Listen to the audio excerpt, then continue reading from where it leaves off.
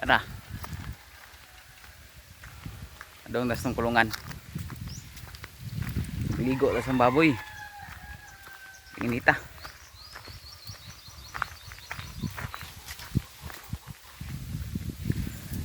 Init kay diri kalpang farmer. Kaya ligo na ta tong baboy. Siyadong mainit ang panahon. Dito kami ngayon sa ating kulungan. Paliguan natin ating baboy. Yan. Lock mo na.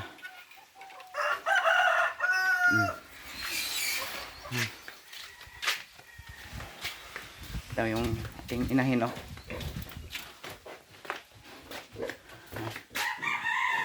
Yan ang inahin natin. Ating paliguan kasi wala pa siyang ligo kahapon. Kasi sa mga gitakalan. Ha? Hindi patakalan. Gawa na ito, limpyuhan ng kulungan. Dalikod. Ito ang mga bagong patining. Anak ni anang amang anay. Kani.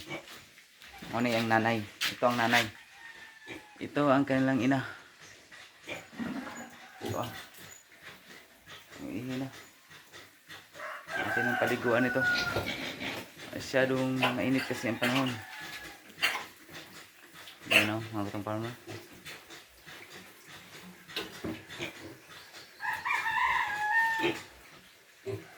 Yan.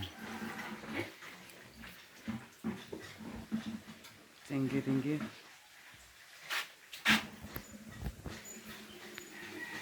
Good.